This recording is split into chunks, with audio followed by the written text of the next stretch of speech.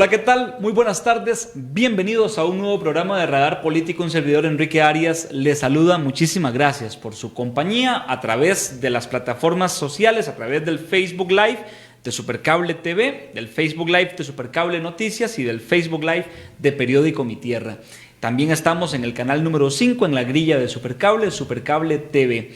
Hoy tenemos oportunidad de conversar con una persona más que está dentro de este proceso que nos va a llevar a las próximas elecciones de febrero en 2026, y hablaremos con un representante del Partido Unidad Social Cristiana, uno de los miembros de la fórmula de Juan Carlos Hidalgo, don Steven Barrantes, a quien ya vamos a presentar de manera amplia. Pero antes voy a saludar a mi compañero y codirector del programa, el director de Periódico Mi Tierra, Rodolfo Bolaño. Rodolfo, buenas tardes. Buenas tardes, Enrique, Steven y todas las personas que nos siguen tanto a través de canal Super 5, ¿verdad? Como Noticias Supercable y Periódico Mi Tierra, a través del Facebook, de las redes sociales. Un gusto tener en Radar Político a don Steven Barrantes, quien es candidato a la vicepresidencia por el Partido Unidad Social Cristiana, quien encabeza es Juan Carlos Hidalgo, candidato a la presidencia, para hablar cómo está el Partido Unidad Social Cristiana en estos momentos, prácticamente a un mes, ¿verdad? O menos 15, 22 días de que termine esta primera parte de la campaña, porque viene la vida política.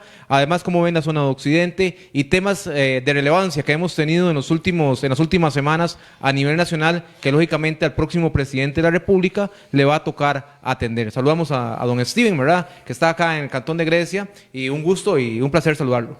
Bueno, muy buenas tardes. De verdad que agradecerles la invitación, la oportunidad de poder compartir con ustedes en este espacio, y con toda la intención, pues, de dar a conocer las propuestas y el trabajo que hemos venido haciendo desde el Partido Unidad Social Cristiana en conjunto con don Juan Carlos Hidalgo y nuestro equipo de trabajo.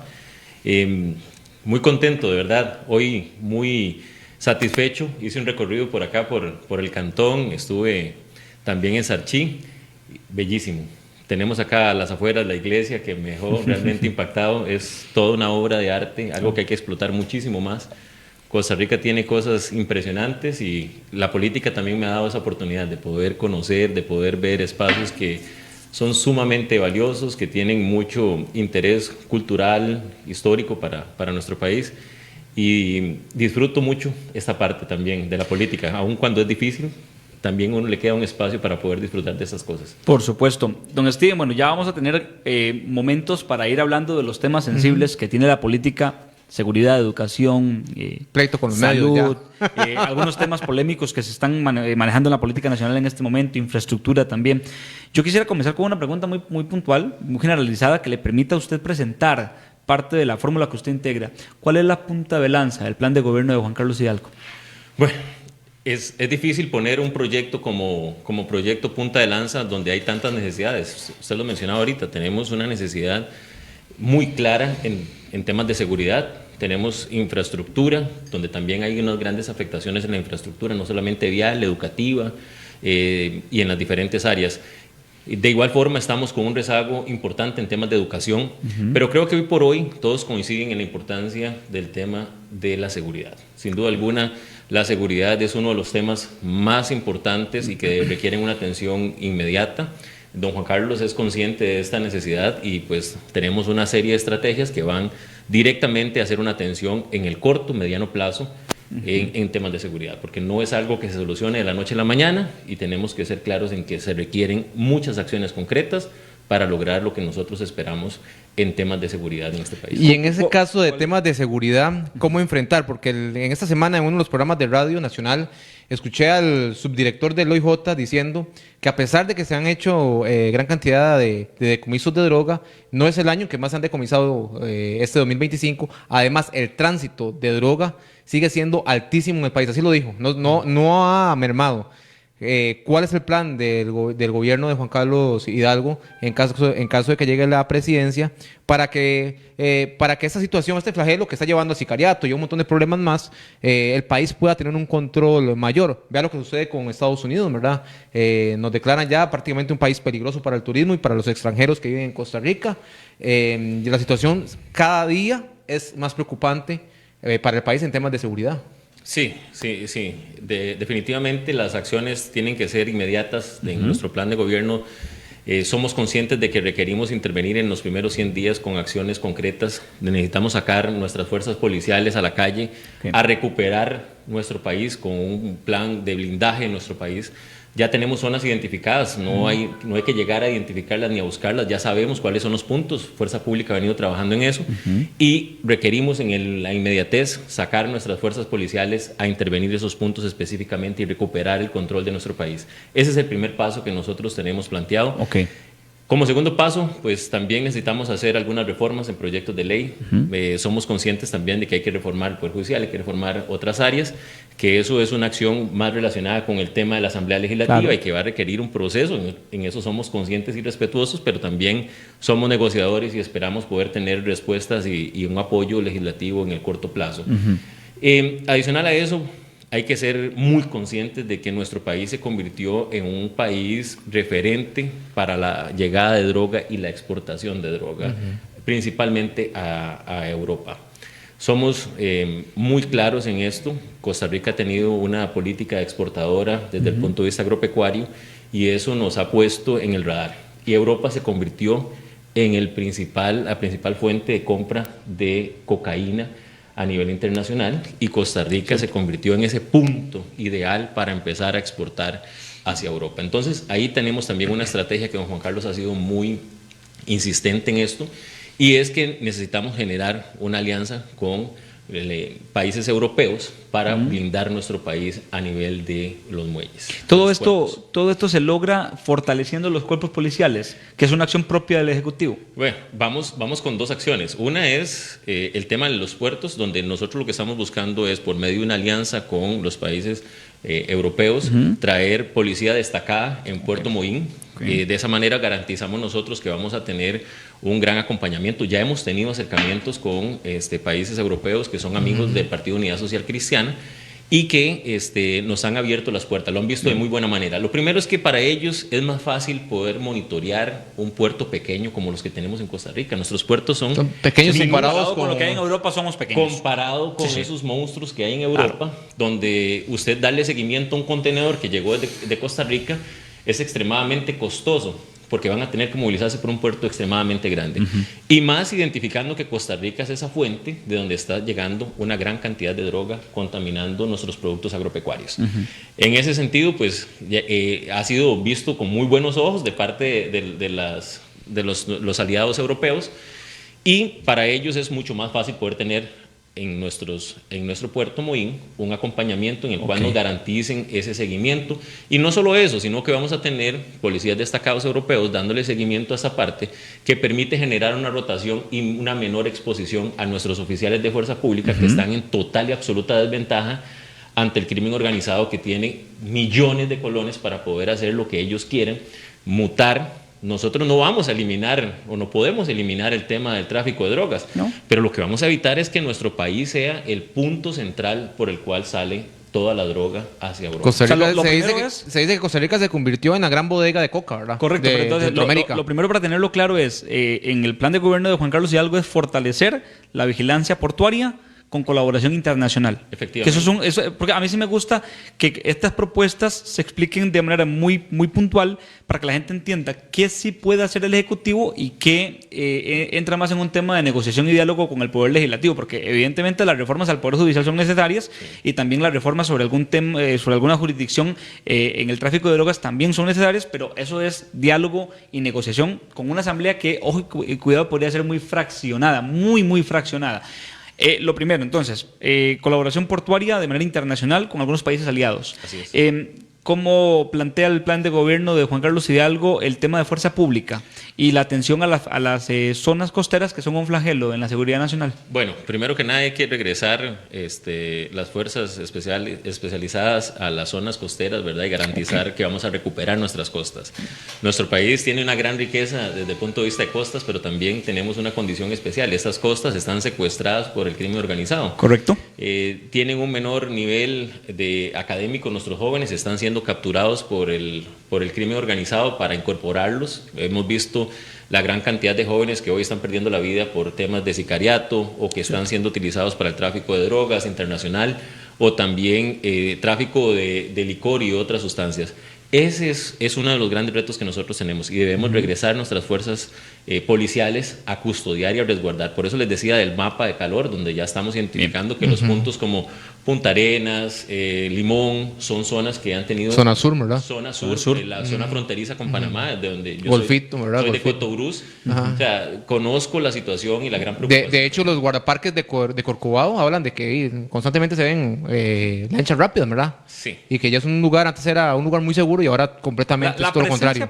La presencia de policía especializada en las zonas costeras desde la óptica de la Unidad Social Cristiana en este momento es raquítica, sí. ¿Es aceptable o es buena? Bueno, y hemos retirado guardacostas, por ejemplo, en Draque. Se retiraron y ahí dejamos la puerta abierta. O sea, es una de las zonas con mayor incidencia con el tema de drogas y ya está debidamente identificado. No estamos inventando el agua tibia. Y más bien tomamos una acción y retiramos nuestras fuerzas policiales de ese sector y dejamos la cancha completamente abierta. Eso es parte de... Lo otro es que desde el punto de vista de fuerza pública estamos con la visión de hacer un aumento en la cantidad de oficiales de fuerza pública. Lógicamente es un proceso que no se logra de la noche a la mañana. Nosotros hablamos las cosas como son. Durante nuestros 4 años estamos proponiendo generar alrededor de 6.500, reforzar con 6.500 oficiales más. Poco más de 2.000 por año. Sí, para poder garantizar que vamos a recuperar nuestro país en este proceso. Los temas de seguridad no son temas que usted nada más llega mañana y coloca y de una vez ve los resultados. Necesitamos hacer un trabajo en conjunto. Lo otro es que también tenemos que hacer un trabajo para hacer la flexibilización de la regla fiscal que hoy también no les está dando las condiciones para que puedan hacer inversiones en equipo y en infraestructura que se requieren. Pero eso pasa por el legislativo también, ¿no? Sí, en este caso sí tenemos que hacerlo, pero digamos...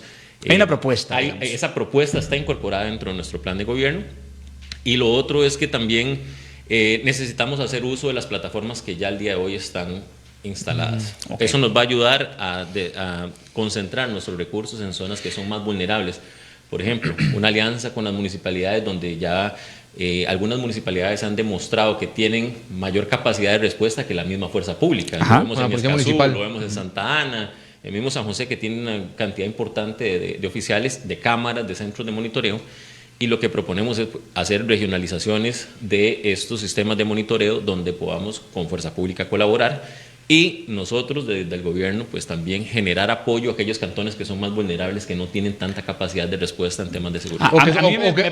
O que son delitos diferentes, sí, como por ejemplo el caso de Grecia, la zona occidente. Correcto. Unos delitos que más sobresalen en el índice de competitividad es el robo de vehículos, ¿verdad? Prácticamente de San Ramón hasta Grecia, a La Juela, son los mismos números. Estructuras dedicadas a eso. Entonces, pues se podría coordinar con las policías municipales y con a mí hay el algo, proyecto de cámaras y con fuerza pública. Sí, a mí hay algo, Rodolfo y don Steen, que me parece muy interesante, y es que, por ejemplo, en países de primer mundo, en países desarrollados, el desarrollo en seguridad, en infraestructura, el desarrollo económico, se fundamenta mucho en las costas. O sea, las ciudades, las metrópolis más potentes del mundo son costas. Cuando usted ve, por ejemplo, Rotterdam, cuando usted ve mismo Nueva York, cuando usted ve Londres, todos esos tienen puertos muy fuertes. Y yo pregunto, ¿cuál es la realidad en Costa Rica de Punta Arenas y Limón? Que siempre es para atrás, es infraestructura pobre, es mucha inseguridad y poco acceso al desarrollo económico. La pregunta puntual es, además de la intervención en cuerpos policiales, ¿dónde me dejan los programas sociales para fortalecer el acceso a vida digna para estas familias? Porque muchas familias en Limón acceden a trasegar droga porque si no, no comen. Es que esa es su oportunidad de crecimiento. Efectivamente.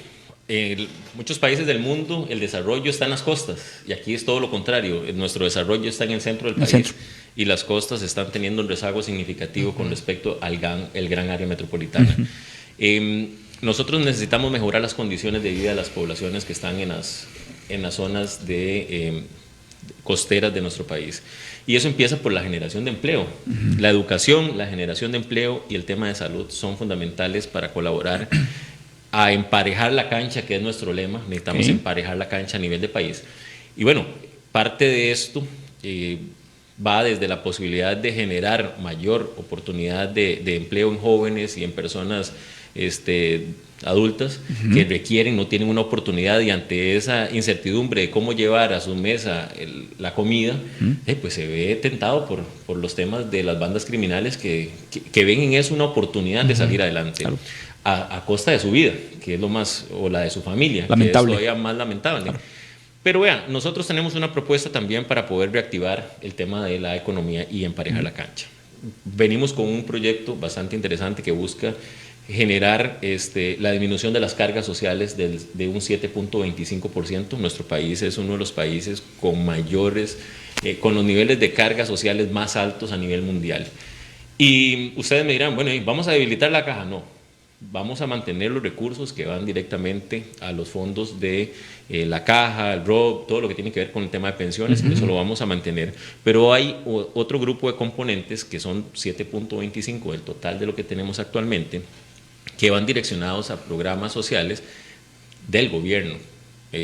Lo que quiero decir con esto es que esos programas sociales nosotros podemos financiarlos desde nuestro presupuesto como gobierno, y no con cargas sociales. Y no con cargas sociales que van directamente a todos ustedes, a usted y a los que nos están viendo. ¿Por qué? Porque cuando estoy pagando ese 7.25% de mi negocio, cuando contrato 1, 2, 3 o 4 personas, esa carga nosotros deberíamos de absorberla desde el Estado y dejarle la oportunidad de crecer.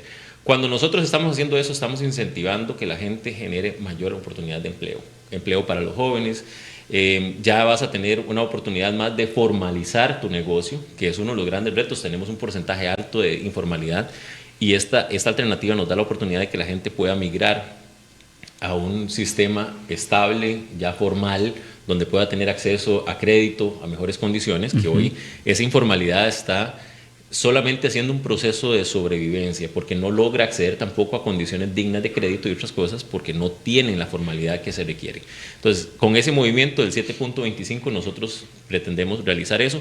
Algunos me preguntan, bueno, también hay un incentivo para la caja se va a ver incentivada en este proceso, porque cuando hacemos un proceso de formalización vamos a crecer en los fondos de pensiones, vamos a crecer también en los temas que van relacionados directamente con la parte social de nuestro país de forma indirecta. Entonces, vamos a compensar una cosa con otra y vamos a buscar emparejar la cancha. Lo otro es la educación.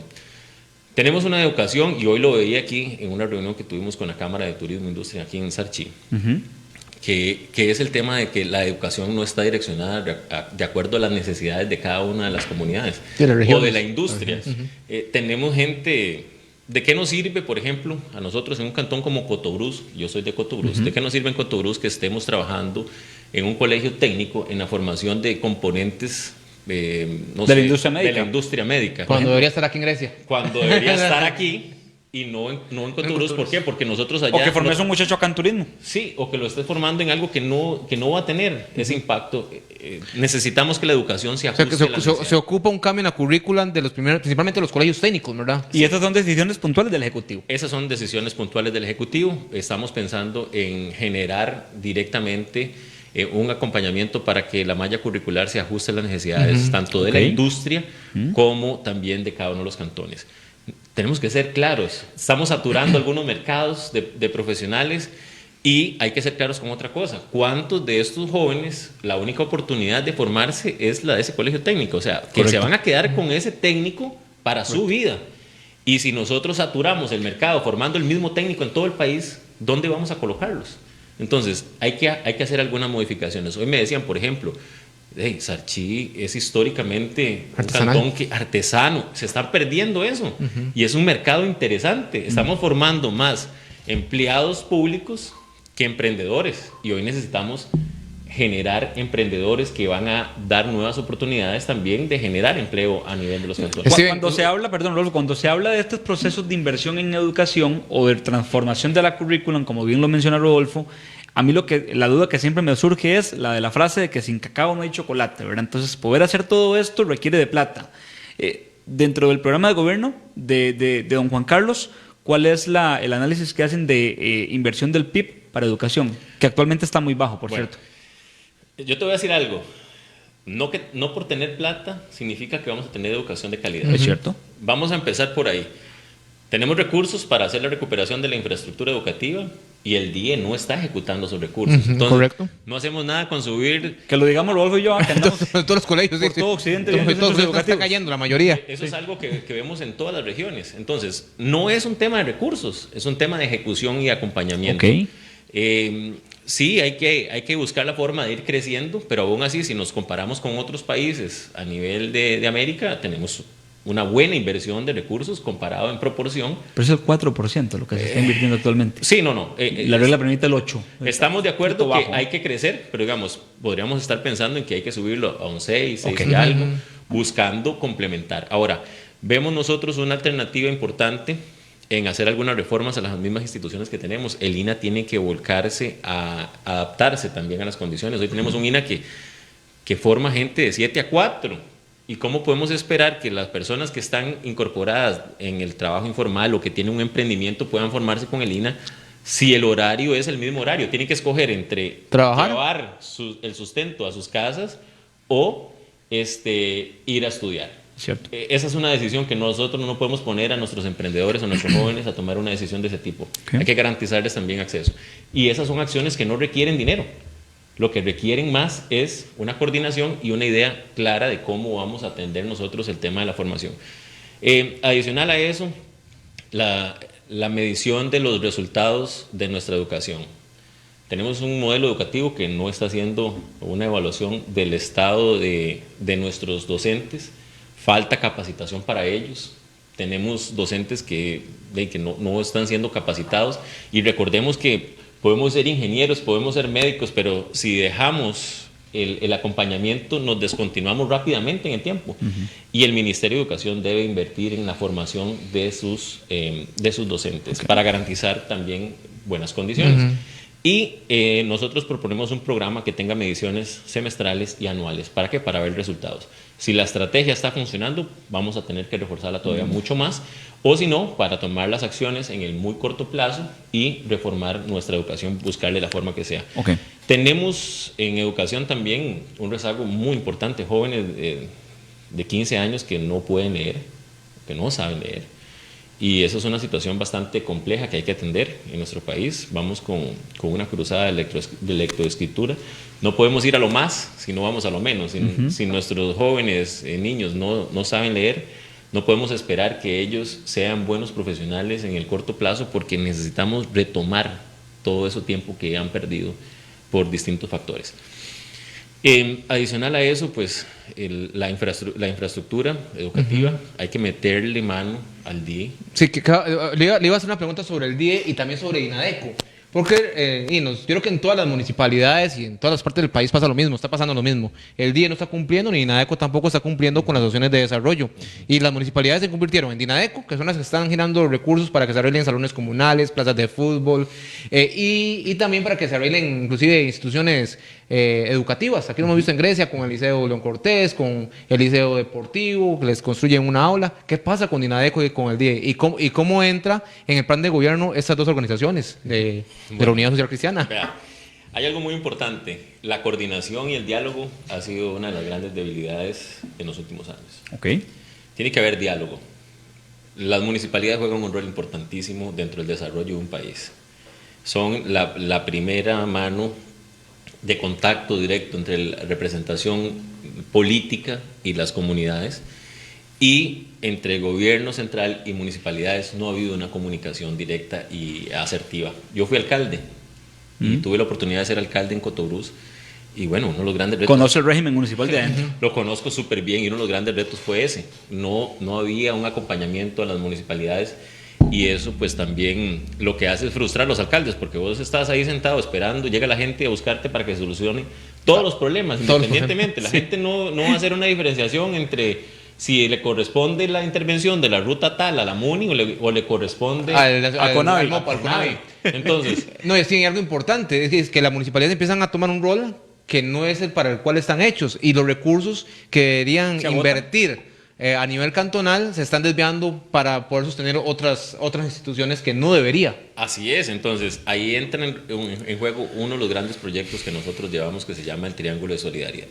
Okay. El Triángulo de Solidaridad se utilizó en el año 98-2002. Es un proyecto que lo que busca es articular entre gobierno central, las municipalidades y las organizaciones de base comunal, asociaciones de desarrollo, comité. ¿Y qué es lo que buscamos? Bueno, siempre el dinero ha rendido mucho más cuando hay apoyo comunal. ¿Por qué? Porque siempre hay contrapartidas, la MUNI pone un poquito, la organización comunal pone otro y el gobierno le da ese acompañamiento. Así se lograron muchas cosas, muchísimas obras. Todos esos espacios que usted mencionaba ahorita, salones comunales, los redondeles en las comunidades. Existen gracias a eso. Muchos existen gracias a eso. Gracias al comunalismo y a las municipalidades. Claro. Ok, necesitamos llevar todo eso a atender las diferentes acciones. De la misma manera, apoyar los centros educativos. Hoy la municipalidad tiene la plata para hacer la inversión de recuperar un aula en el centro educativo y el DIE no le permite hacer la intervención, aun cuando ellos son los que están poniendo el dinero y ustedes son conscientes de eso. Entonces, cuando hablamos del Triángulo de Solidaridad, lo que buscamos es generar ese espacio donde lleguemos a todas las organizaciones y donde las necesidades pues las tengamos de primera mano con las comunidades. ¿Por qué? Porque ellos saben dónde les cima el zapato. Nosotros, teniendo la información, lo que tenemos que hacer es direccionar. Y sin temor también de mover recursos por medio de las organizaciones. Esto no es un tema de si yo salgo una foto o no salgo una foto. El tema es dar soluciones. Que necesitamos darle ¿Cómo soluciones. cuesta eso en política a veces? Porque también en política, desdichadamente, hay una necesidad de figurar en la mayoría de las ocasiones que, termina retrasando además una obra porque si no aparezco yo, entonces la obra no se hace. Sí. Eso es una realidad. Eso es parte del reto que nosotros tenemos. Somos conscientes de que hay que mejorar en esa parte. Por eso el programa lo vemos con muy buenos ojos, lo vemos como una oportunidad muy importante para poder desarrollar las comunidades más alejadas, que tienen todavía muy arraigado el tema de comunalismo, y pues solamente con el apoyo de esas organizaciones nosotros podemos lograr lo que ocupamos. Steven, para cambiar un poco de tema y hablar un poco también de Grecia, ¿verdad? En el lugar donde estamos. ¿Cómo analiza el Partido Unidad Social Cristiana el caso de Grecia? Inclusive ayer el Instituto Costarricense de Electricidad anuncia que en abril ya empiezan el proceso para construir la subestación más grande del país en esta zona, en Tacares, por toda la industria, todas las zonas francas. 90 millones de dólares. 90 millones de dólares de inversión, además de todos los condominios y urbanizaciones que se están construyendo. ¿Qué analiza el candidato Juan Carlos Hidalgo y ustedes como grupo sobre Grecia? Bueno, créame que el reto que tiene Grecia lo tienen muchas otras zonas, muchos otros cantones. Aquí, cuando menos, se está generando una inversión importante. A lo que hay que darle es el acompañamiento, por supuesto. Hay que hacer inversiones importantes en temas de infraestructura, vial, principalmente, para garantizar las interconexiones, porque esta industria también va a traer un crecimiento en temas de llegada de vehículos. Ya lo vi a la gente de Santana, de Belén. Correcto. Entonces, y nosotros también ya lo estamos viviendo. Si ya vemos que esa inversión viene hacia ahí, ¿qué tenemos que hacer? Bueno, desde ya ir previendo cuál va a ser el plan de contingencia que vamos a utilizar para garantizar que vamos a poder tener movilidad peatonal y vehicular en la zona, porque va a ser una llegada importante de personas. Y lo otro es que también hay que hacer un trabajo muy fuerte en temas de ordenamiento territorial. Los planes reguladores son uno de los grandes retos que tenemos.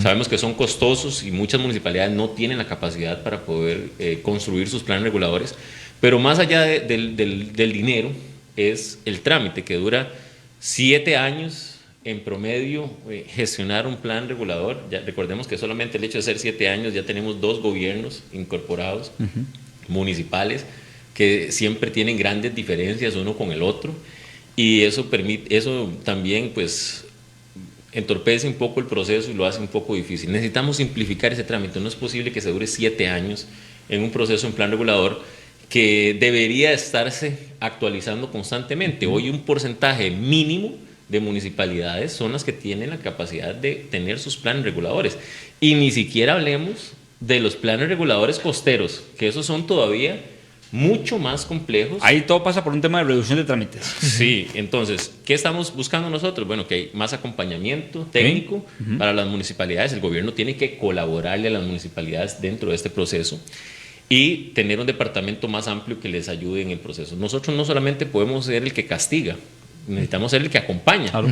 Muy fácil salir yo y decirles, no, bueno, municipalidades no logran los planes reguladores. Sí, pero cuando yo fui alcalde y sé que una municipalidad, para poder financiar el tema de la construcción de un plan regulador, necesito tener recursos libres, y nuestro presupuesto era de 4.200 millones, y de esos 4.200, 2.600 eran fondos para mantenimiento de la red vial, que era una transferencia, imposible. Con el resto de recursos, nosotros lo más que podemos hacer son obras pequeñas. Entonces, tapar huecos. No podemos pensar, correcto, tapar goteras.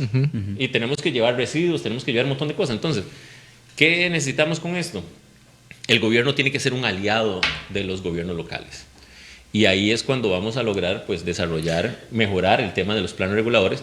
Y no es solamente, como les decía, tema de dinero, sino es el acompañamiento técnico. No es la misma estructura que tiene una municipalidad como Curry, como San José, como Alajuela Centro, que la que tiene Golfito, que la que tiene, no sé, Upala, los Chiles, que necesitan generar otras condiciones. Entonces, los planes reguladores son importantes porque eso nos va a garantizar que vamos a poder planificar adecuadamente el desarrollo de un cantón como el de ustedes. Don Etienne, ¿y cuál es la postura, por ejemplo, de don Juan Carlos y su grupo con respecto a lo de la Ruta 1, con respecto a lo de la carretera San José-San Ramón, que siguen esperándola todos los vecinos de Occidente? Bueno, vean, nosotros pensamos que el gobierno tiene que hacer aliados más importantes y el sector privado es uno de los grandes aliados nuestros. Tenemos que pensar en temas de concesiones porque no estamos logrando.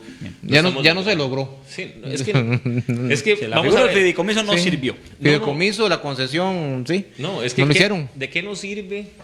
¿De qué nos sirve a nosotros invertir todos los recursos que tenemos en la construcción de una obra si no somos eficientes en el proceso de construcción? Hay algunas rutas, algunos modelos que se han utilizado y de una u otra manera están funcionando, y si no fuese por ese modelo que se ha utilizado, difícilmente podríamos tener esas rutas al día de hoy funcionando. Como la 27, por ejemplo. Efectivamente, a eso me refiero. Entonces, si ese modelo si nosotros utilizamos ese modelo, podemos lograr la recuperación de vías importantes en nuestro país sin poner en riesgo nuestra economía en este momento. Okay. ¿Qué nos va a permitir eso? Bueno, poder tomar esos recursos que teníamos para hacer esas rutas, démosle al sector privado que nos haga ese trabajo. Son eficientes, son rápidos, vamos a tener un resultado. Tú tienes que dar garantía en el corto plazo. Eso sí, tenemos que garantizar que nuestro proceso esté completamente blindado y que nosotros tengamos las condiciones para defendernos ante el sector privado también de iguales.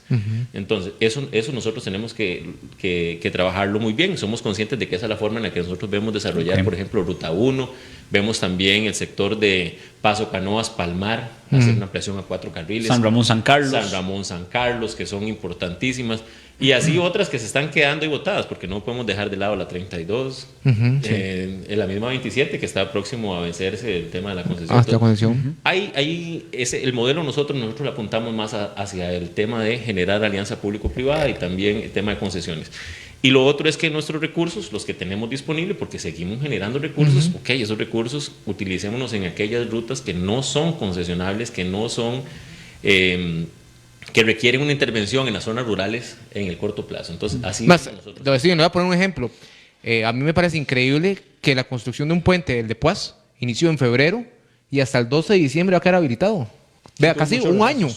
Estamos hablando de 11 meses para construir un puente. Y a eso, ¿sabe qué lo voy a sumar, Rodolfo? Que Costa Rica tiene, y yo lo he dicho muchas veces, y aquí hay especialistas que han hablado al respecto, instituciones con mucha capacidad para ejecutar, que podría buscarse algún modelo sobre el cual lo hagan. Por ejemplo, pero digamos, estamos hablando de que el ICE va a invertir, por ejemplo, en una subestación acá, 90 millones, y que tiene una capacidad de ingeniería increíble para desarrollar eso. Pero por el otro lado tenemos puentes en un cantón que tardaron casi 12 meses en hacerlo.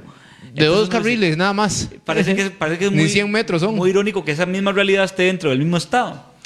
Digamos, ¿qué proponen ustedes para ese tipo de obras? También hacerlo en concesión, para tipo de puentes, porque la gente quiere las cosas rápido, ¿verdad? Rápido. ¿Cuánto ha significado para los vecinos de Puas no tener ese enlace con Alajuela, verdad? Y ha tenido que Alajuela por Chilamate y más presas, calles angostas, con huecos, que no tienen condiciones. ¿Qué proponen para que esas cosas cambien? Vean, nosotros seguimos viendo nuevamente el aliado en el sector privado para poder hacer muchas obras. No solamente, igual Cambronero, lo que hicieron ahora con el puente Bailey, que yo no sé cuánto va a durar, ¿verdad?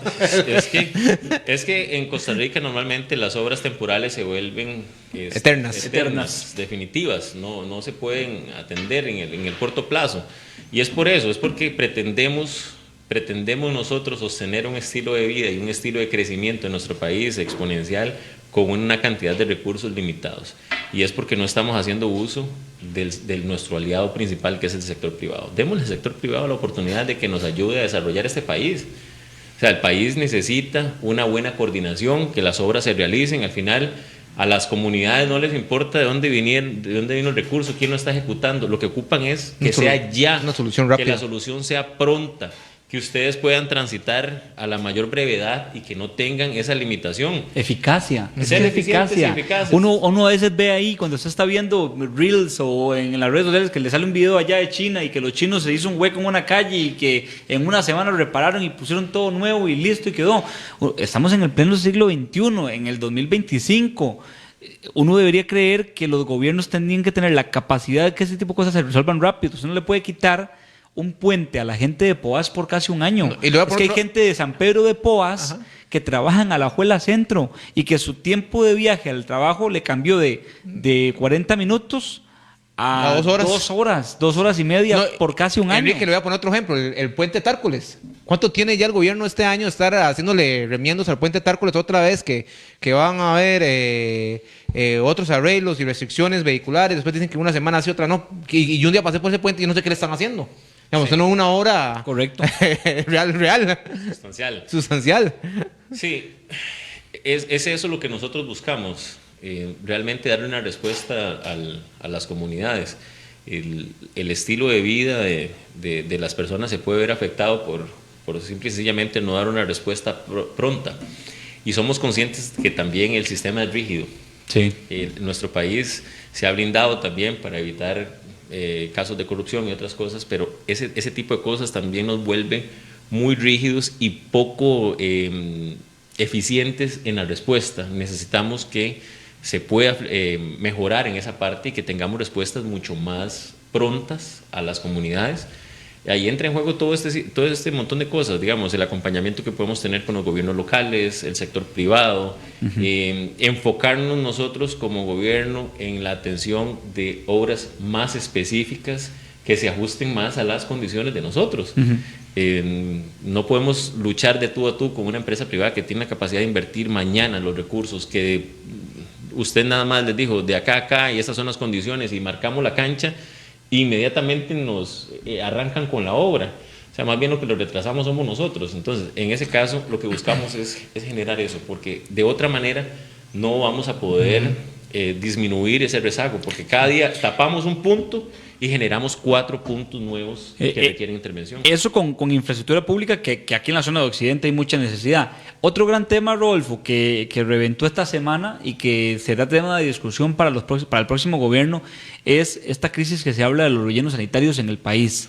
¡Qué basura! Usted lo conoce bien, ¿verdad? Usted fue alcalde. Acá en Grecia, Grecia no escapa a esa realidad. Sarchís, San Ramón, el otro día el alcalde nos decía que Grecia... Y, por ejemplo, entre Grecia y Naranjo, en un lunes se generan más de 200 toneladas de basura, solo en un lunes. Y cuando usted escucha esas cantidades, y usted no le ha sumado todavía a San Ramón, no le ha sumado a la Alajuela. Bueno, ¿qué han analizado? ¿Qué propuesta hay en materia ambiental? Porque eso es un tema muy delicado. Vea, el tema ambiental está a la vuelta de la esquina. Sí. Y bien lo decía don Juan Carlos Hidalgo un día de esos, que tuvo un conversatorio desde el punto de vista ambiental, donde lo dijo muy claro. Hay temas que no son sexys, ni atractivos, ni tampoco son los más populares. Los más populares. Y uno de esos son los rellenos sanitarios. Y nosotros, desde el punto de vista de gobierno, no podemos evadir este tipo de necesidades. El tema de los rellenos sanitarios es urgente. Estamos en una crisis. Tenemos municipalidades que están trasladando sus residuos 300 kilómetros, o que llevan un camión 300 de ida y 300 de vuelta. Eso significa que están consumiendo prácticamente el presupuesto que podrían estar invirtiendo en los espacios públicos, en otros lugares. En pagar eso. En pagar el traslado de los residuos. Entonces, ese es un reto a la vuelta de la esquina. Ahora, la vida útil de los rellenos sanitarios se redujo exponencialmente. ¿Por qué? Porque nadie quiere los rellenos sanitarios en ningún lado. Pero bueno, hay que hacerlos en algún lado. Necesitamos darle las condiciones para que se pueda hacer el proceso de regionalización rápido y que podamos empezar a intervenir. ¿Por qué? Porque no podemos pensar que, por ejemplo, en la municipalidad de Golfito, llevando al Guaso, invirtiendo en un año en tema de residuos de forma completa, no sé, 600 millones, 650 millones de colones. Exageración. La municipalidad de Cotobruz, donde yo fui alcalde, que cuando menos teníamos equipos, entonces hacíamos el traslado nosotros, la disposición nosotros, la recolección nosotros. Bueno, que ya se lleva a Miramar, ¿no? Y nosotros llevamos a Miramar. Sí, imagínense, ellos ¿cuántos kilómetros hay de Cotobruz a Miramar? De Cotobruz a Miramar. O sea, ¿Cuántos hay? Casi 600. Por eso, imagínense. Eso Sí, ¿y qué piensa de la propuesta del actual gobierno, de la ministra, que prácticamente se reunió con 15 alcaldías y tomaron la decisión de que la ministra o el gobierno es el que decide dónde y cómo y los demás callados, ¿verdad? Porque, por cierto, la mayoría de las alcaldías está en contra de esa propuesta. Incluida la zona de Occidente, Ajá, que es donde zona estamos. Bueno, vea, es que también hacer una reunión con un grupo de municipalidades Y capitalinas, que ¿verdad? tienen capacidad es una cosa, pero ¿cómo le resuelvo a las zonas rurales?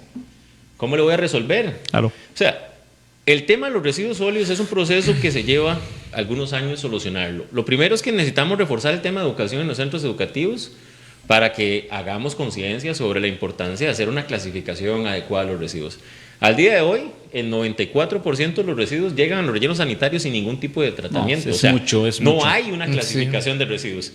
El decreto que sacaron, el gobierno sacó un decreto hace poco con el tema de regionalización, que no solamente marcaba los puntos máximos de traslado de residuos a 80 kilómetros, que eso es irreal, porque en un cantón como Cotobruz, el mismo Golfito, traer desde el sector más alejado al centro de transferencias hay más de 80 kilómetros. Correcto. Y entonces, ¿qué haces? Esa fue la realidad. Lo depositas ahí mismo. Esa fue la En el realidad. parque.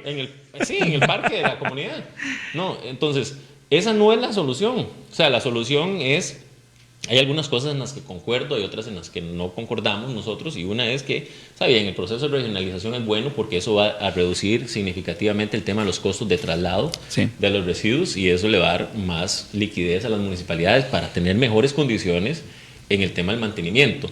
Lo otro es que tiene que haber un acompañamiento del Ministerio de Salud. O sea, el Ministerio de Salud no solamente puede llegar y decirte, constrúyame esto. ¿Y cómo? O aquí va. Sí, sí. Digo, Es lo que quería. porque, no, lo que quieren es hacerlo en Turrúcares, en Alajuela. En el caso de acá, y ya el sí. Consejo Municipal de Alajuela dijo que son libres de basura. Eso hay un acuerdo municipal. Tiene que haber un acompañamiento. Ok, hay programas que son muy positivos. Creemos en temas de generación de energía a base de manejo de los residuos sólidos. Hoy Copeguanacaste tiene un programa interesantísimo donde está generando... Solo que con muy poquita capacidad respecto a la cantidad de basura que generamos. no Somos estamos, chiquititos. no estamos todavía a eso, pero sí necesitamos darle las condiciones para que ellos puedan invertir, los gobiernos locales, desde el punto de vista de una agrupación, porque no es viable, el manejo de los residuos es extremadamente costoso. Si vamos a hacer un relleno sanitario, habilitar una celda cuesta, no sé, estamos viendo ya en la Brunca, en aquel momento creo que costaba alrededor de 2.700 millones de colones entre los trámites, la propiedad y la habilitación de la primera celda, y más la maquinaria, equipo, el acompañamiento técnico. O sea, eso es muchísimo dinero para los gobiernos locales pequeños. Vamos más por la línea de que, okay, demos participación igual al sector privado, hagan inversión en temas de residuos. Hay que regionalizar, sí, estamos conscientes de esa parte.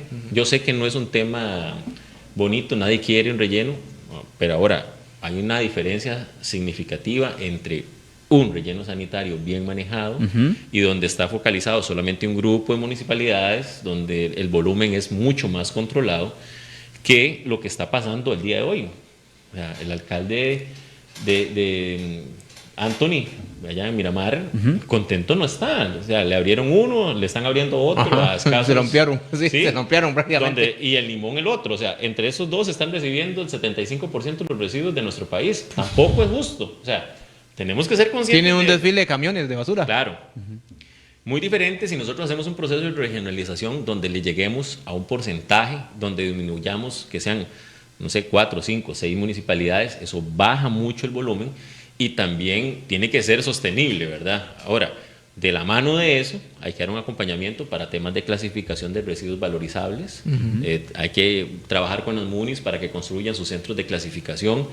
Y, por supuesto, con el tema de manejo de residuos orgánicos, que hoy, según los estudios de caracterización de los residuos, representan más del 55% de los residuos que van, o sea, cosas que nunca tuvieron que llegar al camión recolector. Ahora que estamos hablando de temas municipales, aprovechar que Steven fue alcalde, hablar un poco sobre el tema de comités de deportes, porque por lo general con los candidatos casi no se hablan de esos temas y son relevantes para las comunidades, ¿verdad? Usted piensa, porque creo que en casi todos los cantones hay problemas con los comités de deportes y el uso de dineros, hay renuncias, como que ya el método de elección, la fórmula que dice en el Código Municipal está como obsoleta. Le pongo el ejemplo de Grecia, hemos tenido ¿cuántos presidentes en un año y medio? 4. Ajá, y hay renuncias constantes, denuncias y aquí y allá. ¿Qué piensa usted de los comités de deportes si debe cambiar esta figura a tener una oficina de un gestor deportivo en la municipalidad? Bueno, es que son panoramas diferentes en todas las regiones, ¿verdad? A veces cuesta mucho meter o encasillar un proceso en un área específica, como es el tema de los deportes. Pero sí hay algunas inversiones que no han sido las más correctas desde el punto de vista de manejo de los fondos en deporte. Tenemos un ministerio que realmente consume el 80% de sus recursos en temas de planilla, o sea, lo que le queda es nada. Entonces, necesitamos realizar una mejor coordinación. Ahora, hay realidades de realidades, mientras, como les decía, San José maneja más de 4.200 millones para un comité de deportes, ese es el presupuesto de la MUNI. Sí, claro. O a la abuela.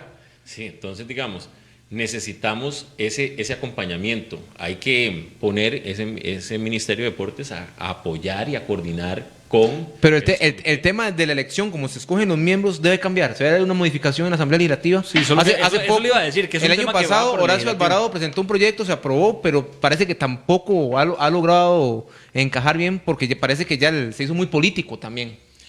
Sí, es que por supuesto al estar ligado al régimen municipal siempre va a tener cierta injerencia política, claro. Pero bueno, hay que buscar la incorporación más activa de las bases comunales, que normalmente son más apolíticas y más por los resultados de trabajo. Lo que pasa es que también se genera alguna brecha. Han habido algunos controles para garantizar los procesos de contratación, pero ahí terminamos metiendo nuestros comités cantonales de deportes, que tal vez tienen un presupuesto de 35 millones de colones, a manejar un sistema de compras públicas. Un SICOP.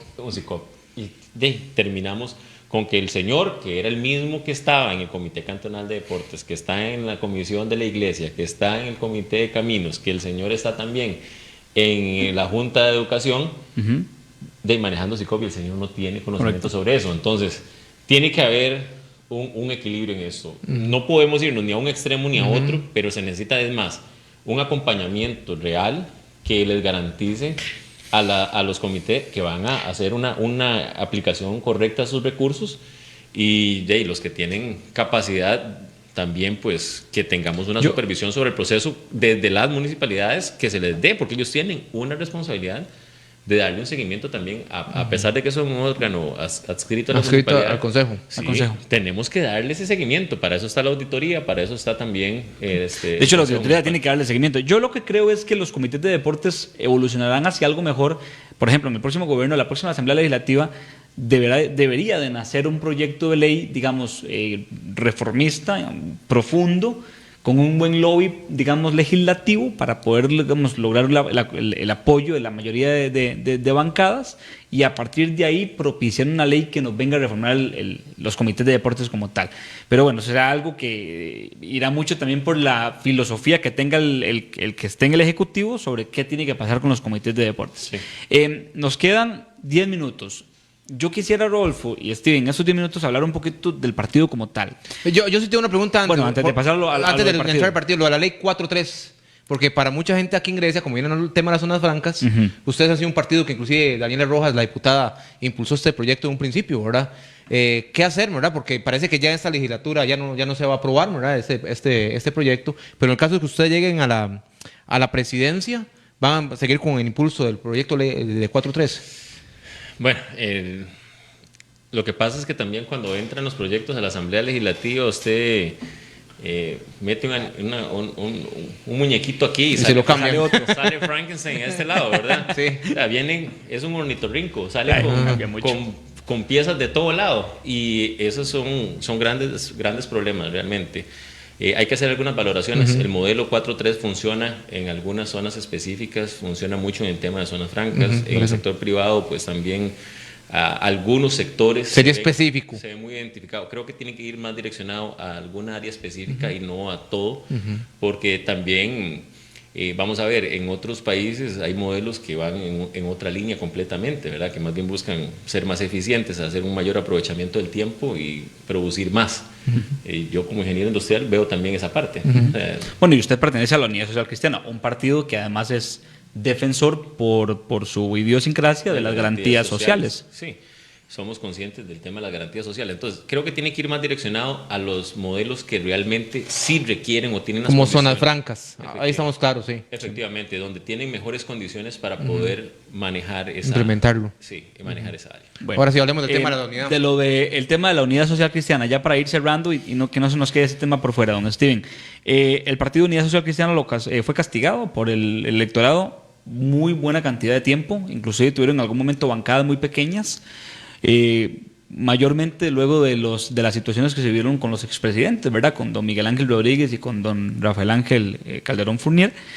Ahora, a partir de ahí, el partido ha ido buscando un resurgir, un renacimiento. Actualmente, ¿cómo se sienten como agrupación política en la campaña que estamos viviendo, en las proyecciones que hay para febrero, en el movimiento de las encuestas, que aunque no son tan reales siempre, no se pueden dejar de lado, y con situaciones muy puntuales, como por ejemplo en el caso de Occidente, que una de sus alcaldías, que era la de San Ramón, renunciara al partido, le diera la adhesión a Pueblo Soberano? ¿Cómo ven dentro del partido todos estos movimientos y cómo se sienten en esta carrera hacia el próximo mes de febrero? Bueno, desde el punto de vista partidario, pues somos muy conscientes de que había un gran reto y era lograr dar a conocer a nuestro candidato. Don Juan Carlos Hidalgo es un excelente candidato, tiene mucha capacidad, tiene también un gran liderazgo, pero tenía un gran reto y era darse a conocer. Estábamos luchando contra candidatos que ya han sido 2, 3 veces candidatos a la presidencia, sí, que ya fueron diputados, primera dama, que la otra ministra, bueno, etcétera. Don Juan Carlos es una persona relativamente fresco en temas políticos, pero que tiene mucha capacidad, que ha demostrado tener capacidad también de negociación, que es una persona que es de esta región también, que es importante que lo resaltemos. Y pues hizo también un proceso de atraer ciertos grupos jóvenes también con una visión bastante distinta, fresca al partido. Bueno, producto de eso yo también llego al partido a colaborar en este proceso y me siento sumamente contento. Nosotros logramos hacer un equipo de trabajo que representa las diferentes regiones. Tenemos a Juan Carlos, sancarleño, de aquí, de la provincia de Alajuela, que tiene arraigos familiares aquí, en esta zona. Mi persona, que vengo de la zona sur, de una zona de las más rezagadas del país, y doña Yolanda, que es del GAM, que conoce también esa parte, buscando pues tener mayor acompañamiento en las diferentes áreas.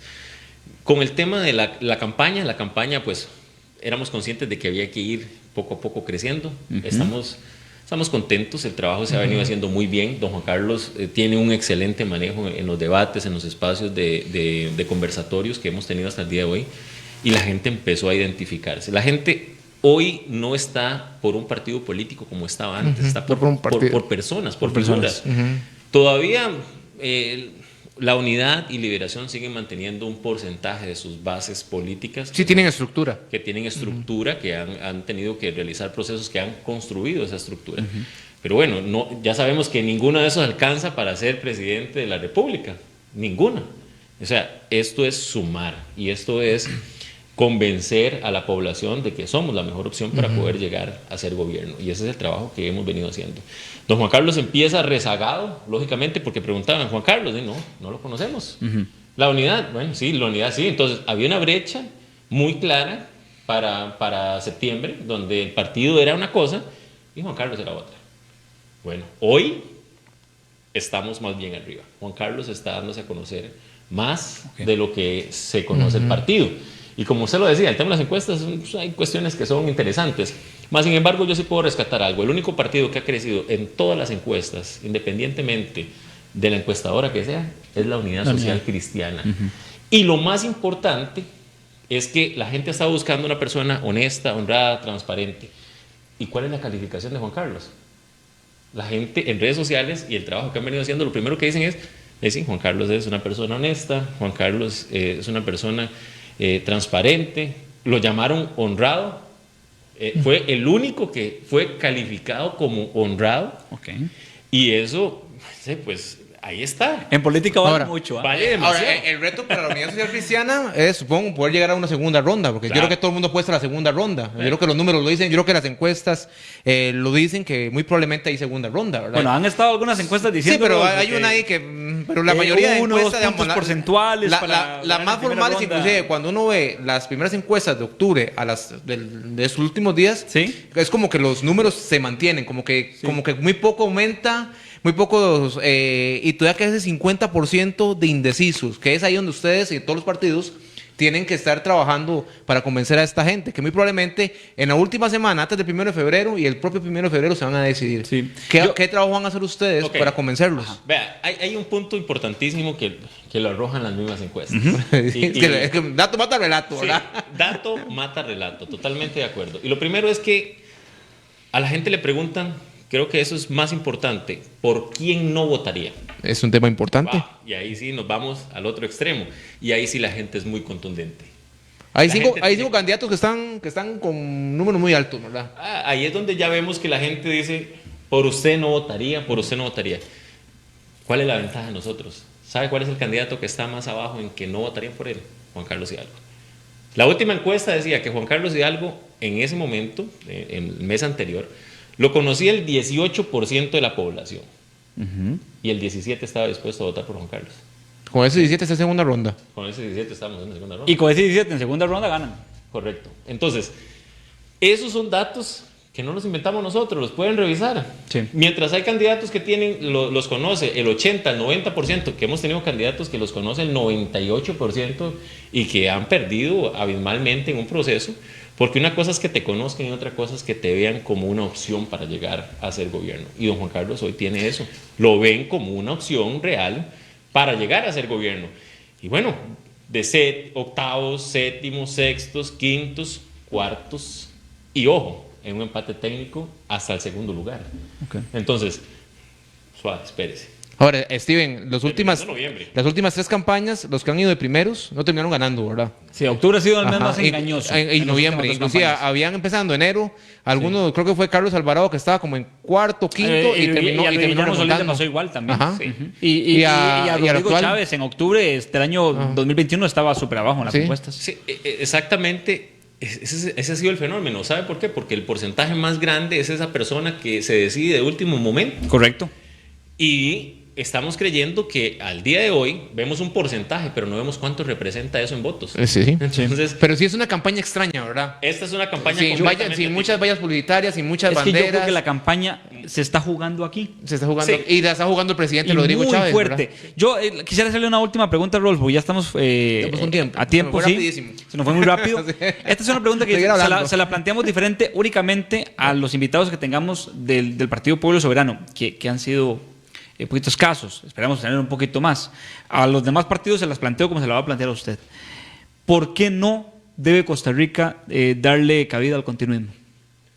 Es que no existe el continuismo. Lo primero que nada tenemos que hacer claro es una cosa. La gente ha asociado a Rodrigo Chávez con Laura. No es lo mismo Juana que Chana, diría mi abuelo. Pero ya se vende así, ¿verdad? Evidentemente sí, y va a nombrarlo de ministro de la Por presidencia. eso la pregunta Rodrigo es, Chávez.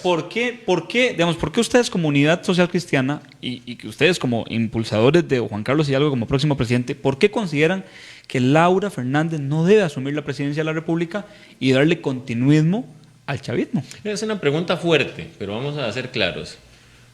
Uno, ¿la han visto participando en los procesos de debate y conversatorio? Si estamos en un proceso de dar a conocer nuestras propuestas, vamos a debatirlas. ¿Cuál es el problema? Aquí estamos 3, estamos con diferentes posiciones, queremos exponer nuestras propuestas y que sea el pueblo el que escoja la mejor. Nos hemos enfocado en una campaña contra don Rodrigo. Don Rodrigo no es candidato.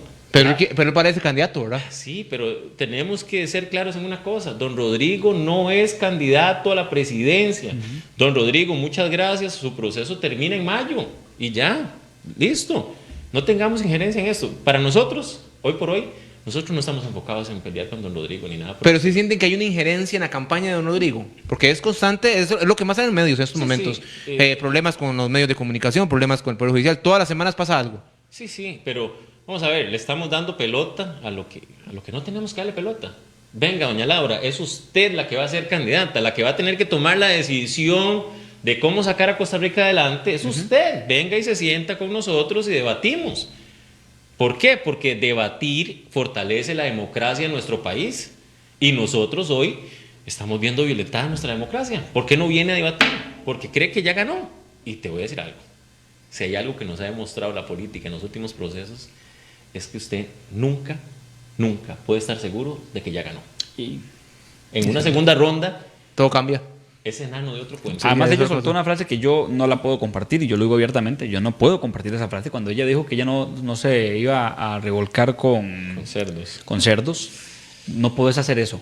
¿Por qué? Porque los 20 candidatos, los 20, así, sin quitar ninguno, ni a ella, por supuesto, los 20 tienen el mismo derecho de exponer y debatir sus propuestas, porque eso es un proceso democrático. Y si el tribunal avaló 20 candidaturas, por eso es que en los debates del tribunal están los 20. Sí, correcto. Desde el que tiene menos posibilidad hasta el que tiene más posibilidad. Entonces yo no puedo aceptar que no solo ella, que ningún candidato diga que no se revuelca con cerdos. No, y No no puedo importa, aceptar. independientemente del candidato que sea, comparto con ustedes, es que no importa, no le pongamos nombre. Es el hecho de que la gente quiere escuchar las propuestas. Correcto. Vengamos, sentémonos, discutamos. Nuestro país se creó a base de las discusiones respetuosas. Venga, planteemos. Correcto. Nosotros hemos ido a todos los conversatorios habidos y por haber. Y si nos chocan dos, porque hay tantos que se generan, va doña Yolanda o voy yo en representación de don Juan Carlos, porque somos la misma línea de trabajo. O sea, es igual si va don Juan Carlos, es igual si voy yo, es igual si va doña Yolanda. ¿Por qué? Porque tenemos una línea clara de cuáles son nuestras propuestas. Yo puedo venir aquí sin ningún temor a hablar sobre las propuestas de don Juan Carlos y del Partido Unidad Social Cristiana, porque no son de Juan Carlos Hidalgo, son del Partido Unidad Social Cristiana, son de toda su gente, de las bases, de los que están en las comunidades, de los que nos ayudan. Todos hablamos el mismo idioma. Steven, para terminar, en caso de que gane Juan Carlos Hidalgo, ¿qué papel jugaría usted dentro del gobierno? Bueno, don Juan Carlos me ha dado varias tareas importantes. Supongo que algo con la municipalidad tiene Sí. que tener, ¿verdad? Algún enlace. Definitivamente el punto medular sería el acompañamiento del régimen municipal. Ok. Ya lo conozco bien, he estado como alcalde y bueno, creo que tengo buena relación con muchos alcaldes de este país y eso pues también me da la oportunidad de que podamos tener un espacio de diálogo directo y abrir la comunicación directa con las municipalidades. Lo otro es el Triángulo de Solidaridad, o sea, va en la misma línea, ese es un proyecto que me lo ha encargado a mí directamente. Ok. Y otro reto importante, el tema de los residuos. Eso en el corto plazo, ¿verdad? Que el tema de los residuos, yo tuve la oportunidad de trabajar en la Municipalidad de Golfito acompañando al Departamento de Gestión Ambiental y bueno, he tenido que darle seguimiento a eso. Adicional a eso, también fui funcionario de salud, trabajé para la Caja un tiempo importante, entonces también le doy acompañamiento con algunos temas importantes relacionados a salud. Yo fui parte del programa más bello que hay en este país que se llama CERATAP, Asistente Técnico de Atención Primaria en Salud, que fue un programa súper espectacular que ayudó muchísimo a atender a la población en sus casas. Yo estaba cumpliendo aniversario en estos días. En algo estos así. días, Me pareció, ¿verdad? Sí, Sí. o sea, esto es un programa espectacular y yo de verdad que admiro el trabajo que hacen los ATAPs. Ok. Muy bien. Nada más para que él termine, un mensaje a la gente, don Steven. Acá en Grecia tienen candidato a diputado, va por el tercer lugar de Alajuela, que es don Edgar Alfaro. Entonces le cedo ahí 30 segundos para que se dirija puntualmente a la gente y cerremos el programa. Bueno, de parte mía, pues agradecerles de verdad a todos que sacaran su tiempo para escucharnos. Es importante que nos informemos.